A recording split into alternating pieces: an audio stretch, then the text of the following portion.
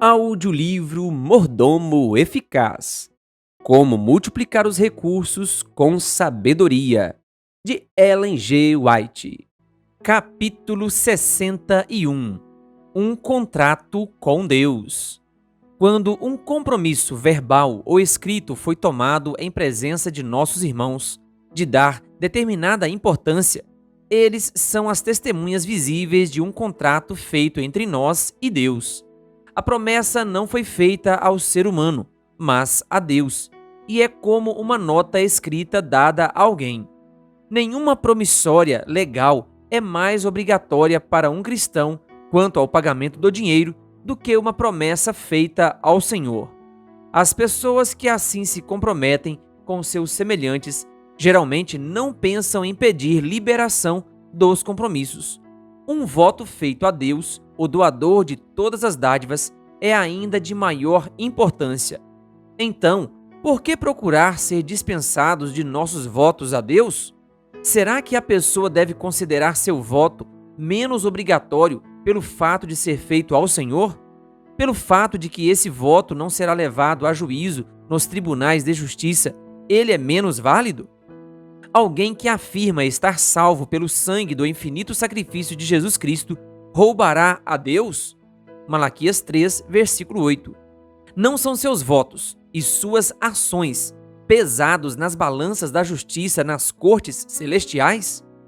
Cada um de nós tem um caso pendente no tribunal do céu. A direção de nossa vida vai contrabalançar as provas que são contrárias a nós? O caso de Ananias e Safira foi do mais agravante caráter. Guardando parte do preço, mentiram ao Espírito Santo. Da mesma maneira, pesam culpas sobre todo o indivíduo, proporcionalmente às ofensas dessa natureza. Quando o coração das pessoas é abrandado pela presença do Espírito de Deus, elas são mais suscetíveis às impressões do Espírito Santo e tomam resoluções no sentido de negar o próprio eu e sacrificar-se pela causa de Deus. É quando a luz divina ilumina os lugares mais profundos da mente, com clareza e poder incomuns, que os sentimentos do ser humano natural são vencidos, que o egoísmo perde sua força sobre o coração e despertam-se desejos de imitar o modelo, Jesus Cristo, no exercer beneficência e renúncia. A disposição da pessoa naturalmente egoísta torna-se assim bondosa e compassiva para com os pecadores perdidos, e ela faz um voto solene a Deus, como fizeram Abraão e Jacó. Nessas ocasiões, acham-se presentes anjos celestes. O amor para com Deus e as pessoas triunfa sobre o egoísmo e sobre o amor ao mundo. Isso especialmente quando o pregador, no espírito e poder de Deus, apresenta o plano da redenção estabelecido pela majestade do céu no sacrifício da cruz. Podemos ver pelos textos seguintes como o Senhor considera a questão dos votos. Falou Moisés aos cabeças das tribos dos filhos de Israel, dizendo: Esta é a palavra que o Senhor ordenou. Quando um homem fizer voto ao Senhor ou juramento para obrigar-se a alguma abstinência, não violará a sua palavra. Segundo tudo o que prometeu, fará.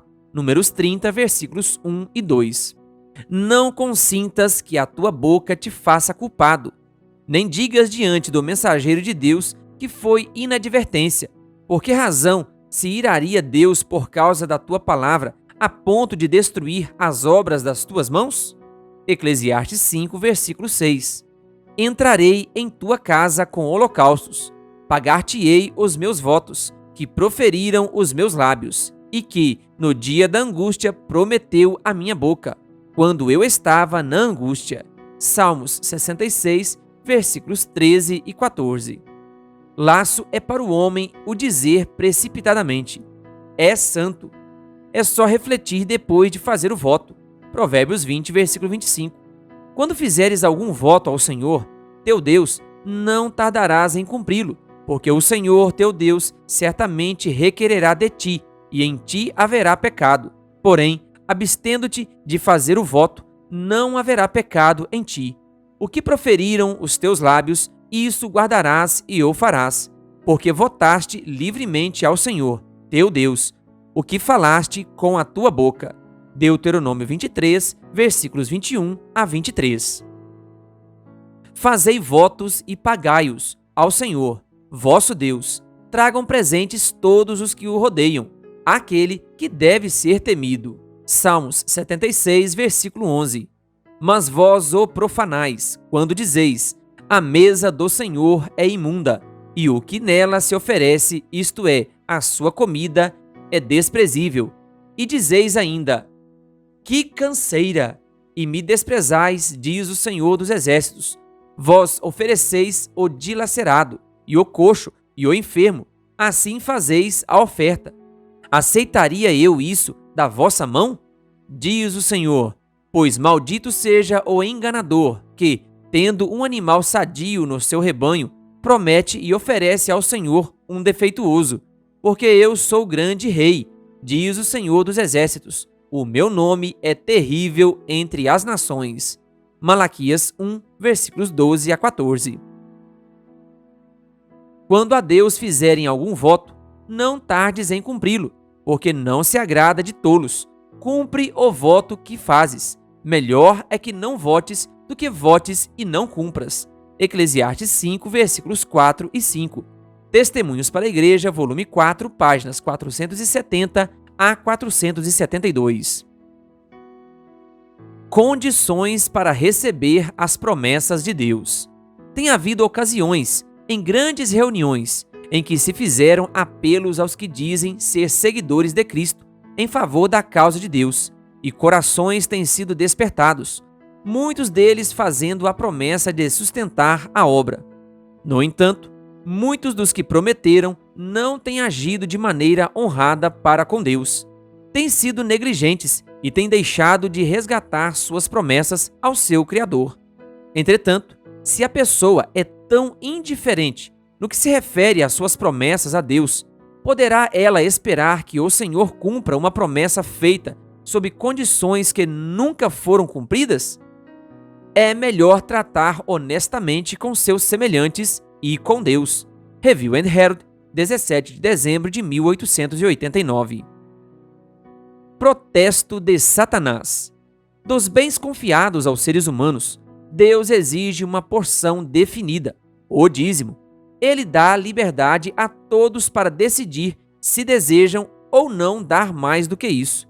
No entanto, quando o coração é tocado pela influência do Espírito Santo e é feito um voto de dar certa quantia, aquele que fez o voto não tem mais nenhum direito sobre a porção consagrada. Se promessas desse tipo feitas aos homens são consideradas imutáveis, seriam menos obrigatórias as que são feitas a Deus? As promessas julgadas no tribunal da consciência são menos obrigatórias que as escritas nos contratos humanos? Quando a luz divina brilha no coração com clareza e poder incomuns, o egoísmo cede e há disposição para doar à causa de Deus. Contudo, ninguém deve pensar que lhe será permitido cumprir as promessas feitas sem uma reação da parte de Satanás. Ele não tem prazer em ver o reino do Redentor estabelecido na terra. Sugere que a promessa feita foi excessiva, que isso poderá prejudicar a aquisição de propriedades ou a satisfação dos desejos da família. Atos dos Apóstolos, página 474. Necessidade de uma consciência desperta. Deve haver entre nós, como um povo, um despertamento nessa questão. Poucas são as pessoas que sentem a consciência doer se negligenciarem o dever quanto à beneficência. Poucas apenas são possuídas de remorso por roubarem diariamente a Deus. Caso um cristão deliberada ou acidentalmente pague menos do que é devido ao seu próximo, ou se recuse a liquidar uma dívida honesta, sua consciência, a menos que se ache cauterizada, vai perturbá-lo. Ele não consegue ficar em paz, ainda que ninguém saiba do fato, senão ele próprio. Há muitos votos negligenciados e promessas por pagar. No entanto, quão poucos sentem a consciência incomodada por causa disso.